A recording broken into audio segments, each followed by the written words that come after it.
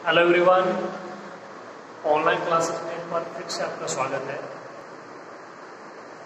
देखिए, अपने 3 लेक्चर अब तक हो चुके हैं।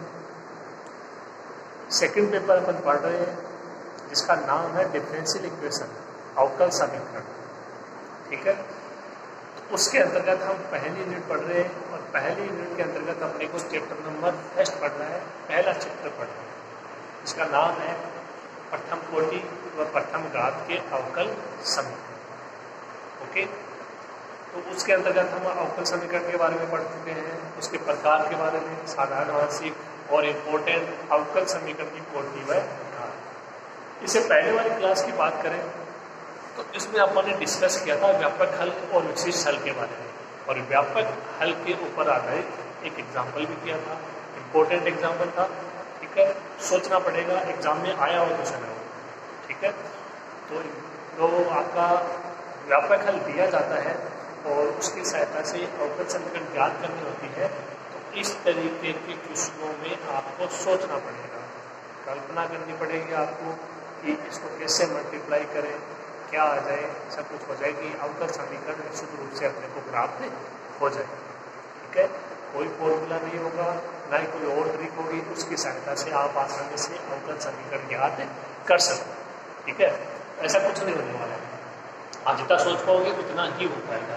हर चीज़ फॉर्मूले पे आधारित नहीं होती है। ठीक है, कई चीज़ों को अपने को भी खोलना पड़ता है और वो ये चीज़ है। ठीक है, तो ये आपकी मानसिकता को दर्शाएगी कि आप कितना कर पाते हैं। तो देखिए, आज की क्लास शुरू करते हैं। तो व्यापक हल था, उस पर आधारित आपको एक क्वेश्चन करवा दिया था, आप भी साथ साथ में इसके ऊपर हम जितने भी आधारित क्वेश्चन हैं उनको करने की कोशिश करोगे। ठीक है, बुक ले आइए, साथ साथ में एग्जाम्पल और क्वेश्चन आप करते जाइए।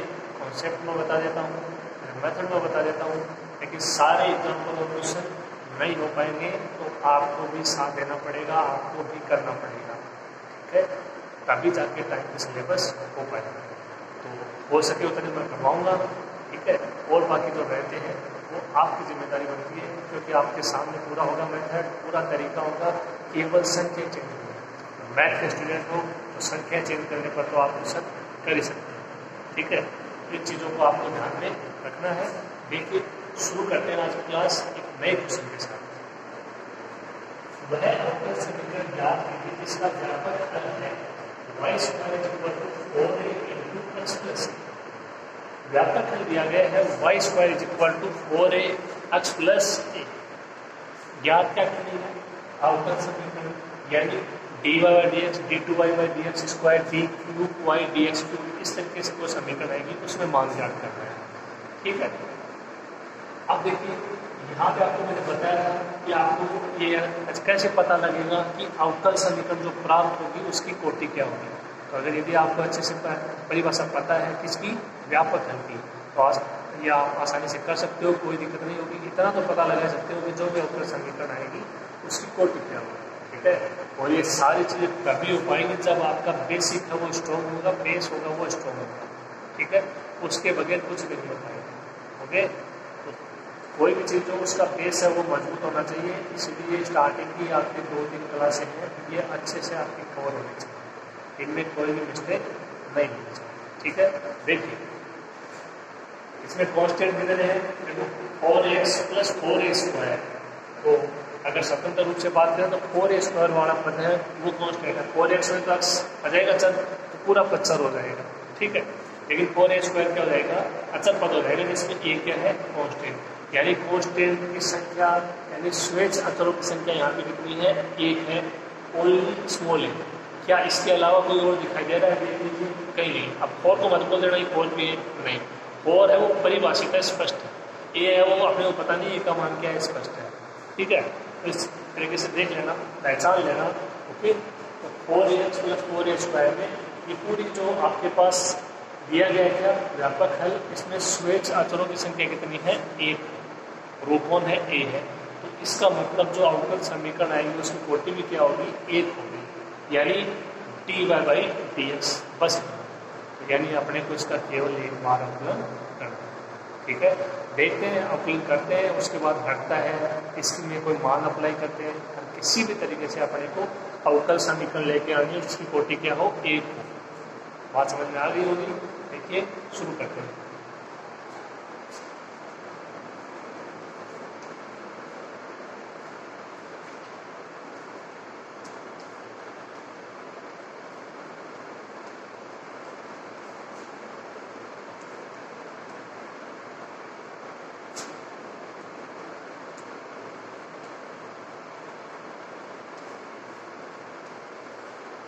ये क्या है, दिया गया है Y square equal to 4a into X plus ए।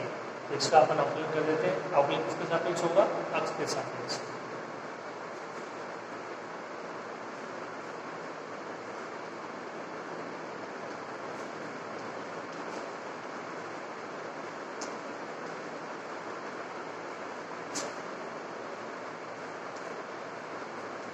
समीकरण एक का अक्ष के सापेक्ष क्या करोगे, अवकलन करोगे।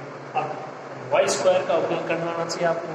यदि वाई होता तो डायरेक्ट हो जाता D Y by D X, लेकिन वाई स्क्वायर का कैसे होगा, इसका पता होना चाहिए। देखो सिंपल सी बात है, बहुत पढ़ा आपने। तो पहले होगा इसका अक्ष के पावर एन से कितना मिलेगा 2y और फिर y का dy बाई डी एक्स।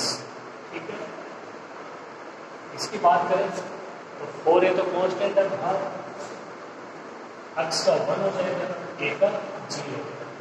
कितना आया 4, कितना आया 4। 2y dy by D X equal to 4a।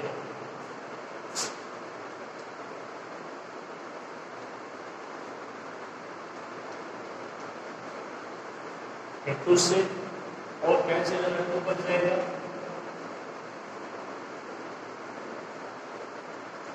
y dy by D x का मान कितना है 2a। 2a ओके हो जाएगा यहाँ से। अब देखिए समीकरण एक है और एक आप ये और समझ सकते हो कि ये मान होना है। इन दोनों के मानों के सहायता से अपने को एक को हटाना है। हाँ ये तो करते हैं, जो स्वेच्छ अचर होता है उसको अपन हटाते हैं। देख लीजिए स्वेच्छ अचर है कैसे हटेगा यहाँ पे।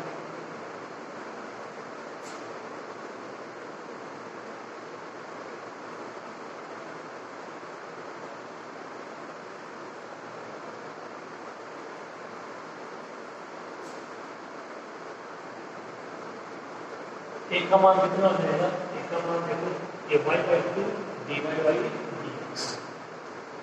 इसमें आपको मल्टीप्लाई करने की उसकी जरूरत नहीं है क्योंकि एक बार अवकलन किया है और स्वेच्छ अचर उनको हटाते हैं।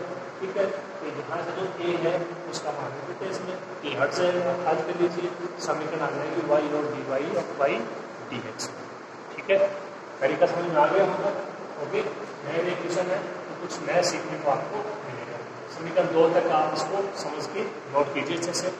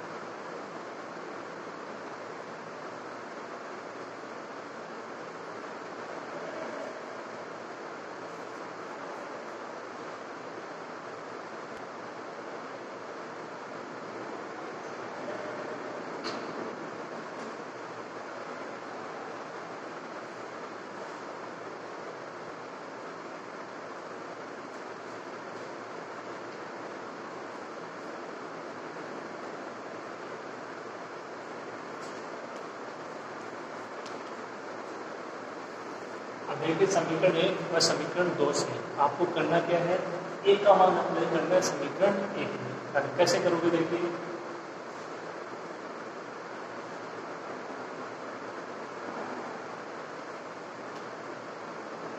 अब पहले तो इसको ऐसे लिख लीजिए y square equal to 4x plus 4a square. अब मान अप्लाई कर देते हैं। ए का मान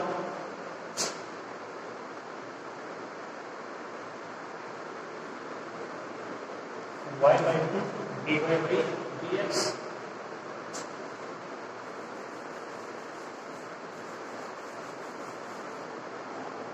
प्लस 4 ए स्क्वायर यानी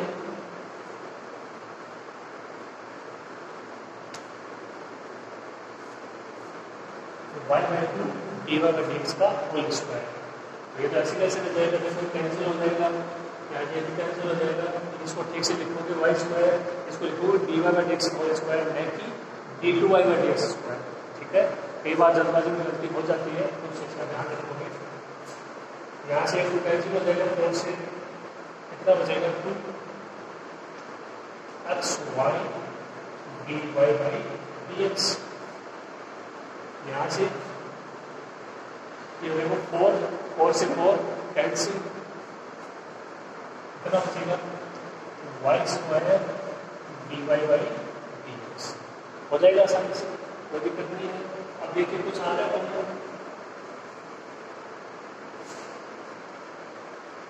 LHS और RHS की बात करें तो कुछ आगे कॉमन कैंसिल हो रहा है। देखिए y स्क्वायर और y स्क्वायर, तो यहाँ से कॉमन आ जाएगा y और एक हाथ में यहाँ से क्या हो जाएगी, कैंसिल हो जाएगी।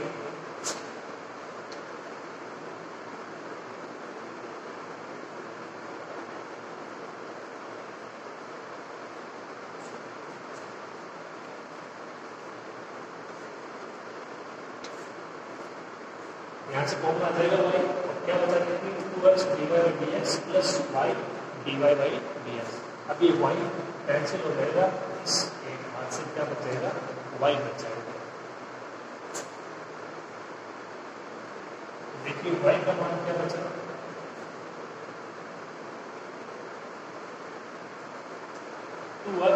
dy by dx plus y dy by dx। ठीक है, इतना हो जाएगा आसानी से।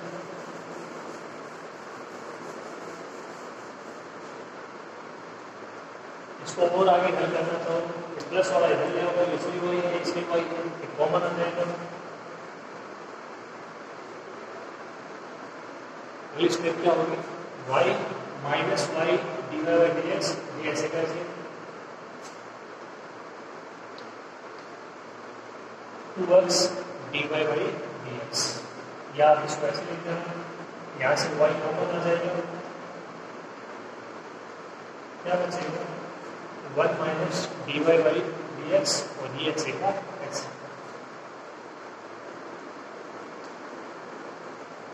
2x dy by dx।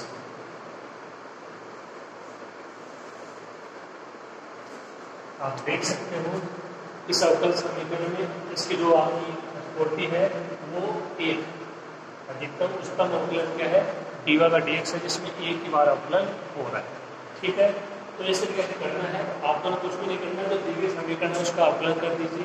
ठीक है, और वहाँ से जो आपका स्विच है उसको हटाते हैं, एक का मान ज्ञात करके वापस उस समीकरण कर दीजिए, हल कर लीजिए, कैंसिल काटापिटी समीकरण आ जाएगी। ठीक है, तो ये क्वेश्चन था। एक और क्वेश्चन व्यापक हल और अवकल समीकरण के ऊपर आधारित, इसमें व्यापक हल दिया जाता है और अवकल समीकरण आपको ज्ञात करनी होती है। ठीक है, उम्मीद करते हैं आपको ये क्वेश्चन अच्छे से समझ में आ रहे हैं। ठीक है, समझ लीजिए, जैसे नोट कर लीजिए। आगे हम पढ़ते हैं, जो अपना नाम है चैप्टर का, यूनिट का नाम है प्रथम कोटि और प्रथम घात की अवकल समीकरण। ठीक है, तो ये इस तरह के क्वेश्चन आपको 2 क्वेश्चन करवा दिए, अच्छे समझ में आ गया होगा। 2-3 क्वेश्चन आप कर लीजिएगा, अच्छे से क्लियर हो जाएगा। ठीक है, तो आप इसको यहाँ पर नोट कर लीजिए, कंप्लीट कर लीजिए।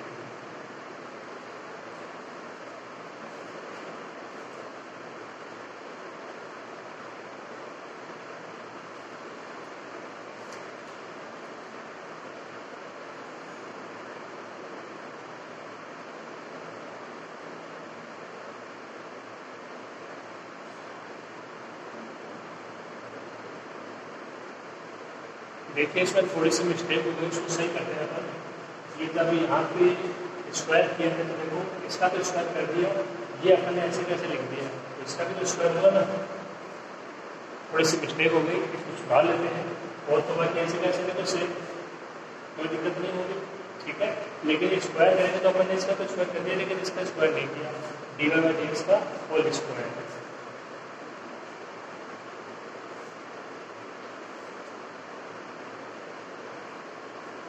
यहाँ से y कॉमन आ जाएगा, ये बच जाएगा, ये d Y by D x का होल स्क्वायर, ठीक है।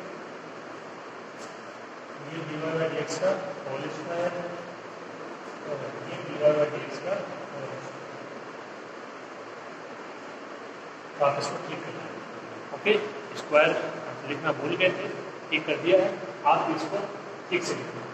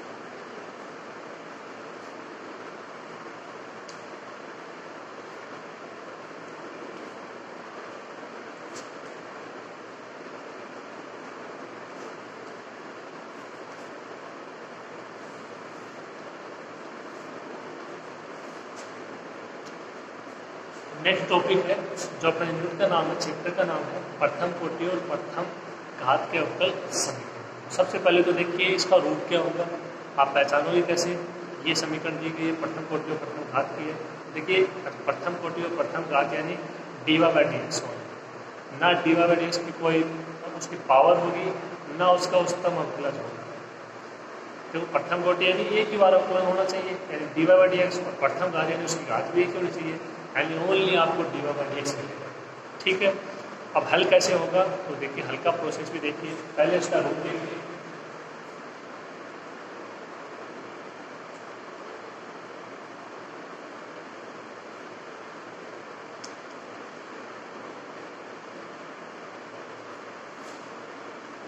देखिए n plus n d Y by D x is equal to 0, ये इसका रूप हो सकता है, या फिर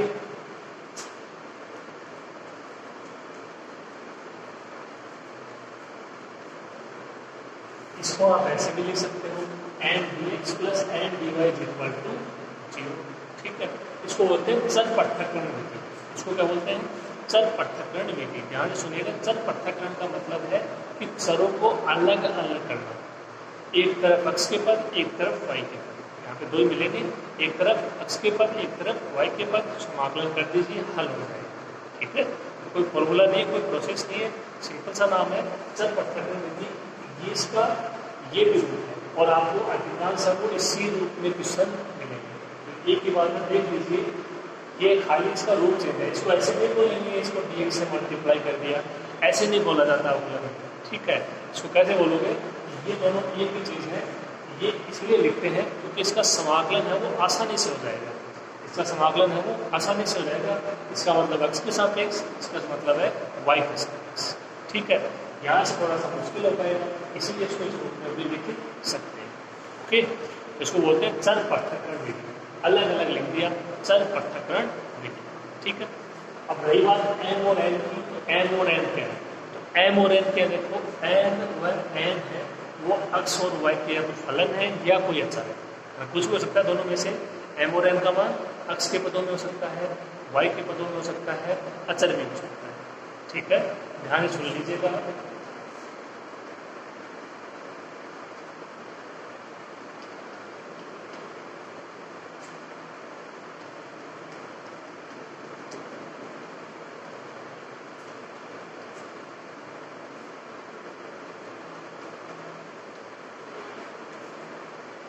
एन व एन क्या है?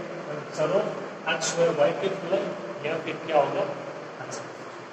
दोनों में से कोई सी भी कंडीशन अप्लाई हो सकती है। तो ये तो रूप हो गया, वह जो आपको दी जाएगी अवकल समीकरण, उसका रूप किस प्रकार होगा, इस प्रकार होगा। हल कैसे होगा? हल देके आपको मैंने बता दिया, समाकलन करना पड़ेगा, पूरे पेपर में ये चलने वाला है। ठीक है, अब समाकलन करने के लिए आपको मैंने बता दिया चर पृथक्करण विधि, एग्जाम्पल करते हैं और अच्छे से क्लियर हो जाएगा। चर पृथक्करण विधि का मतलब ये है कि एक साथ आपको एक बार अक्ष के पद लेने हैं। अब जैसे dx है तो dx के साथ है वो अक्ष के पद लेंगे, dy के साथ किसके पद लेंगे, y के पद लेंगे। ठीक है, ये सिंपल रूप है, एक बार आप समझिए और बार एग्जाम्पल करते हैं और अच्छे से क्लियर हो जाएगा। ठीक है, तो जो इसका हल होगा वो कौन सी विधि द्वारा होगा? सबसे पहले चर पृथक्करण विधि द्वारा, इसके बारे में बताने की जरूरत नहीं है, इसके नाम से क्या होता है कि चरों को पृथक करना है, अलग अलग करना है। एक तरफ अक्ष के पद, एक तरफ वाई के पद, समाकलन कर दीजिए, मान आ जाएगा वाई का। ध्यान रखिए आश्रित चर का मान अपने को ज्ञात करना होता है। dy बाई dx है तो आंसर आएगा वाई का। ठीक है, जो वाई का मान आएगा वो आंसर होगा, और यदि dx बाई dy है तो मान आएगा अक्ष का। हमेशा याद रखिए। ठीक है, ये कुछ चीज़ें हैं जो आपको ध्यान में रखनी है। आप इसको ऐसे कैसे नोट कर लीजिए, फिर आप एग्जाम्पल और क्वेश्चन स्टार्ट करते हैं। ओके, कुछ तो यहाँ पे कुछ फॉर्मूला भी है, इस प्रकार की समीकरण होगी और इस विधि द्वारा इसका क्या होगा, हल होगा। और वो कैसे होगा, समाकलन करना होगा। ठीक है, अब समाकलन आपको अच्छे से आने चाहिए थे। पहली क्लास में आपको मैंने बता दिया था कि समाकलन में किसी प्रकार की कोई गलती नहीं होनी चाहिए। यदि समाकलन अच्छे से आता है तो ये पेपर हो पाएगा, नहीं तो ये पेपर भी मुश्किल है। ठीक है, तो इस चीज़ को आप अच्छे से समझ लीजिए। लिखना है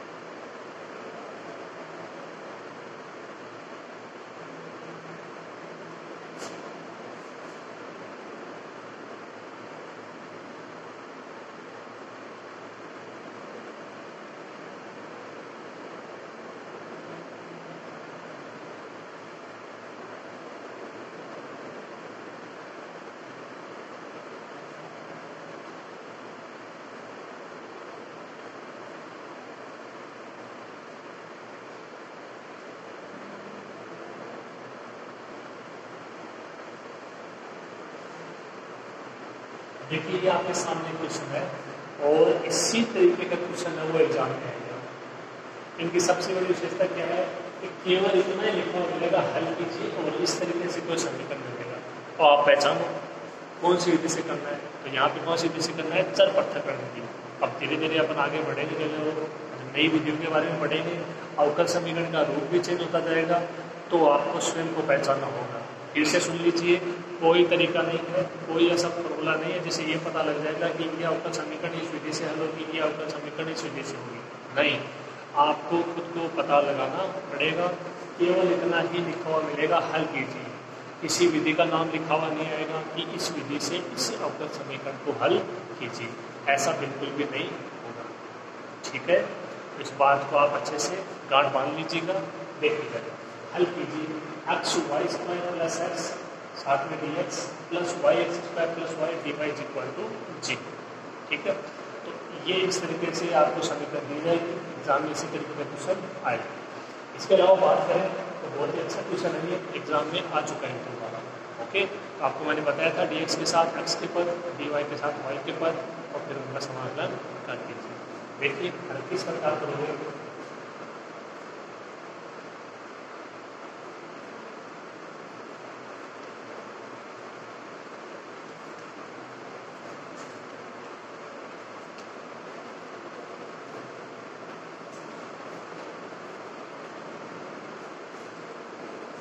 दी गई अवकल समीकरण को निम्न प्रकार लिखने पर, देखिए x Y square plus x, यहाँ से कुछ कॉमन आ गया, एक्स कॉमन आ जाएगा यहाँ से,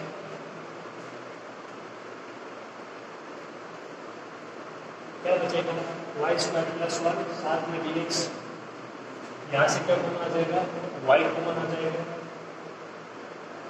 क्या बच जाएगा एक्स स्क्वायर प्लस वन साथ में डी वाई इक्वल टू जी। क्लियर है?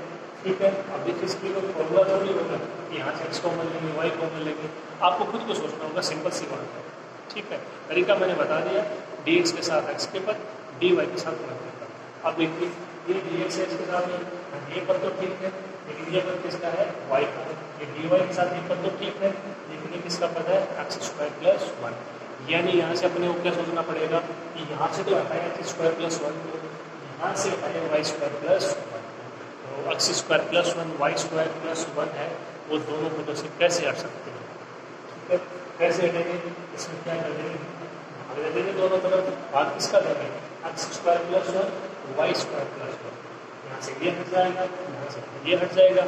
अपॉन में जो मान आएगा तो देख लीजिए, वाई का है नहीं, एक्स का है नहीं, समाकलन कर दीजिए। ठीक है, देखिए आगे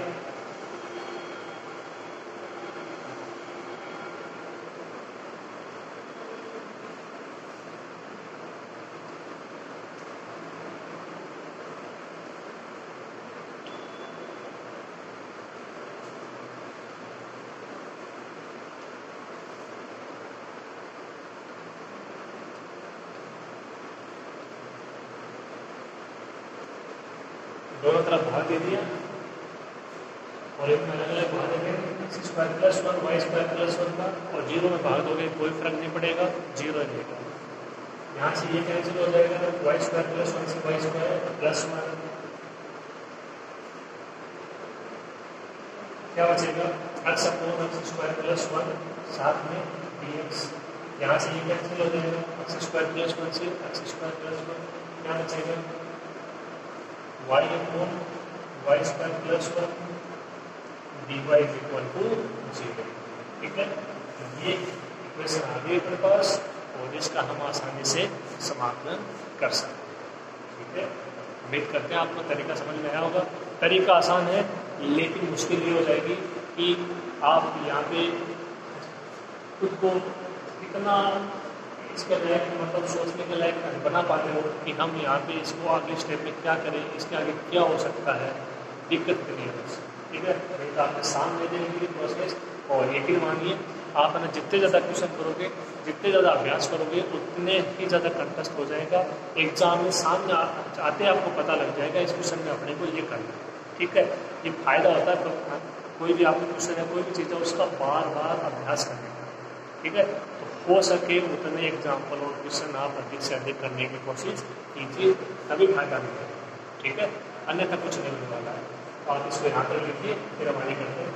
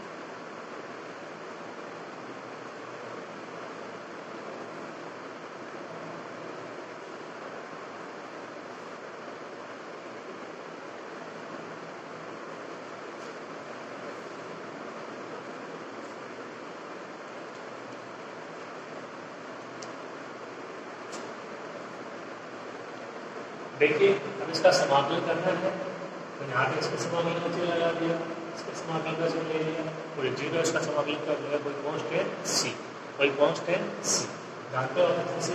अब देखिए ये एक ही तरीके से समाकलन होगा, यदि एक का हो जाता है दूसरे का भी हो जाएगा, अंतर एक से एक में हो जाएगा। अब सोचना ये है कि समाकलन कैसे होगा, तो अब यहाँ से आगे जो आपकी 12th क्लास है उसका मैटर, ठीक है। यहाँ तक का जो मैटर था वो अपना ये था, नया था, लेकिन इसका आगे समाकलन करना है और समाकलन करना आपको आना चाहिए, ठीक है। पहले आपको बोल चुका हूँ ये सारा 12th क्लास का मैटर, ओके। तो सोचिए आप ये समाकलन होगा कैसे।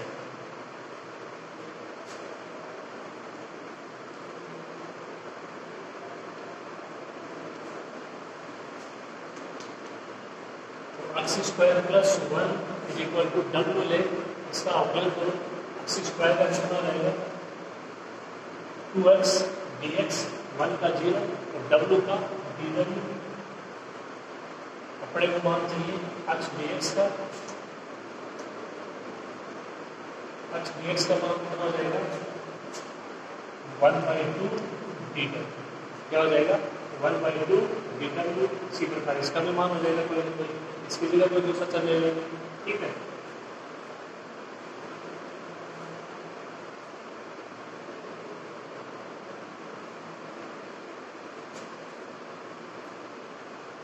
तो देखिए x dx की जगह 1/2 dw, इसकी जगह भी कोई ना कोई मान अप्लाई कर देते हैं।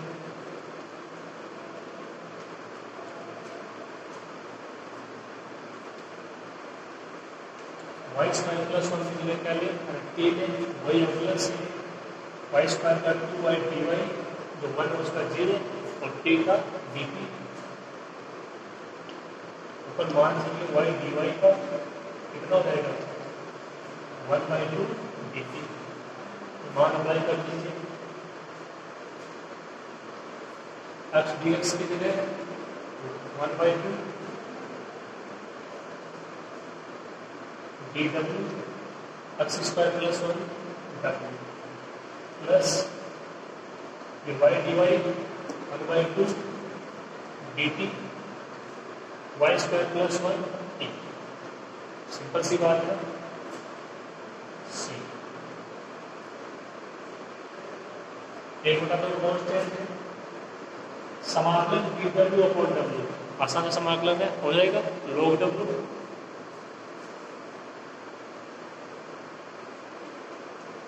एक बटे दो बार ये dt upon t log t is equal to c, ठीक है। इस तरीके से इसका समाकलन करना है और w का मान देते हैं, t का मान देते हैं। अब एक चीज और, कांस्टेंट की तरफ ध्यान दीजिए, यहाँ पे आपने कांस्टेंट लिया है c ले लोगे तब भी ठीक है, ठीक है। और इसके अकॉर्डिंग चलते हुए इसका जो समाकलन किया है इधर वाले पदों का तो क्या मान आया है उसके हिसाब से लोगे तब भी दिक्कत नहीं है। कैसे देखिए, यहाँ पे मान लो अपन इसमें क्या से 1/2 log c, तो ये कैंसिल हो जाएंगे, मान थोड़ी सी आसानी हो जाएगी, ठीक है। तो यदि आपको ये लिखा हो मिले तो आप ऐसे मत सोचना कि इसको कांस्टेंट क्यों लिया है, देख लीजिए 1/2 कांस्टेंट है, c कांस्टेंट है तो log c भी कांस्टेंट, ठीक है। तो जिस हिसाब से क्या कहता है, मान लो यहाँ पे ना 10 में मान आता तो अपन ले लेते 10c ले लेते, ठीक है ना। तो ये थोड़ी सी नई चीज़ है, इसको आपको सीखना होगा। कई बार कांस्टेंट क्या है कि जो आपका LHS में समाकलन आया है उसी हिसाब से कांस्टेंट लिया जाता है, ओके। तो इसमें कोई टेंशन लेने वाली बात नहीं है, यहाँ पे आप c लेके करोगे तब भी सही होगा। 1/2 दोनों में आ रहे हैं, 1/2 ले लिया, log दोनों में आ रहे हैं, log ले लिया, यहाँ पे चल है, यहाँ पे चल आ जाएगा, कांस्टेंट आ जाएगा c आ जाएगा, ठीक है। तो ये कांस्टेंट आपको लेना आना चाहिए, ठीक है। अगर c लिख दोगे तब भी ठीक रहेगा। अंतर क्या रहेगा, अंतर ये रहेगा कि हो सकता है कि आंसर कुछ अलग आ जाएगा, आंसर तो अलग आएगा, यहाँ पे तो c से कुछ आंसर अलग आएगा, 1/2 log c से आंसर कुछ अलग आएगा, तो आंसर अलग आ सकता है लेकिन वो गलत नहीं होगा। इस चीज़ को देखिए, आप अच्छे से समझ लीजिए, आंसर अलग अलग हो सकते हैं लेकिन वो गलत नहीं माना जाएगा। सी से भी सही होगा, 1/2 log c से भी सही होगा, इससे आंसर कुछ और आएगा, इससे आंसर कुछ और आएगा, ओके। तो ये चीज़ आपके समझ में आ जानी चाहिए।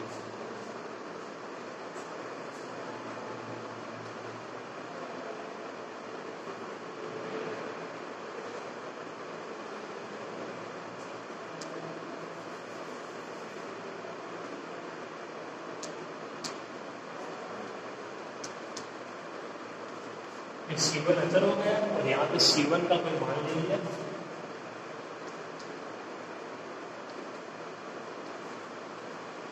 यहाँ पे C1 का मान क्या ले लिया 1/log 1/2 log C, ये मान भी कैसा मान है अचर मान, C कांस्टेंट 1/2 कांस्टेंट तो 1/log C भी कांस्टेंट, ये मान आपको लेने आने चाहिए।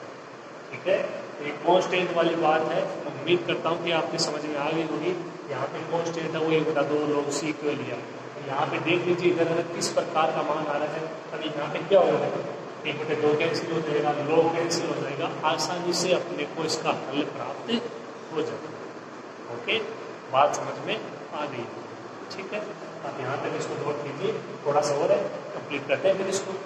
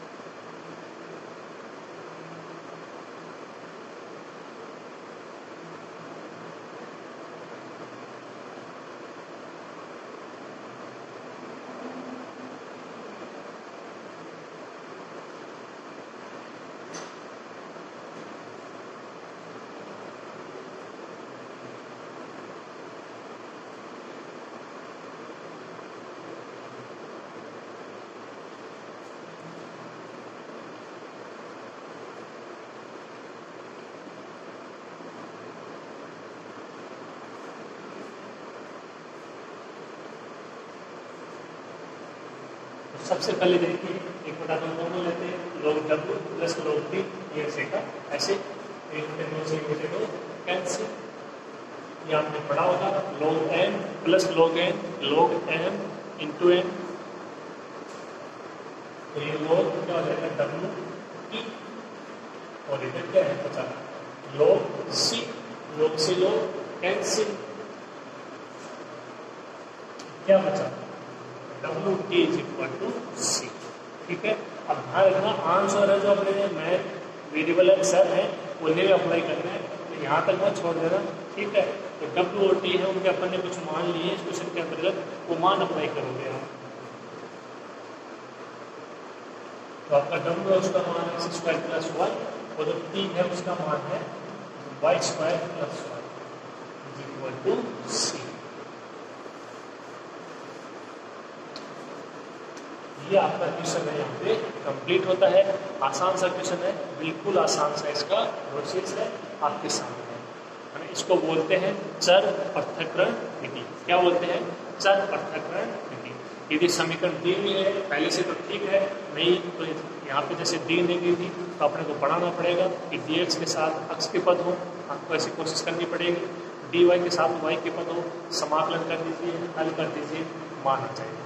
कांस्टेंट वाले बात का ध्यान रखना, आप इसको C लेके भी कर सकते हो, 1/2 log C से भी कर सकते हो, दोनों ही तरीके सही हैं, आंसर अलग अलग हो सकते हैं, गलत नहीं होंगे। बार बार बोल रहा हूँ, इस चीज़ में अब आपकी कोई दिक्कत नहीं होनी चाहिए। ठीक है, एक क्वेश्चन यहाँ पे कंप्लीट होता है। आपके पास इसकी बुक होनी चाहिए अवकल समीकरण की। ठीक है, आप भी साथ साथ में एग्जाम्पल और क्वेश्चन इसके करते रहिए, तरीका आपके सामने। ठीक है, आप जितना अधिक करोगे उतना ही आपके क्लियर होगा, जितना अभ्यास करोगे उतना ही आपके लिए अच्छा रहेगा। ठीक है, सारे क्वेश्चन यहाँ पे नहीं हो पाएंगे, तो जो नहीं हो पाएंगे वो आपकी जिम्मेदारी है, आपको करना है। ठीक है, ओके, इस चीज को ध्यान में रखते हुए आप इसके क्वेश्चन करने की कोशिश करोगे। आज क्लास में इतना ही, इसके आगे और कुछ करेंगे अपन इम्पोर्टेंट क्वेश्चन। ओके, आज के लिए इतना ही। थैंक यू, धन्यवाद।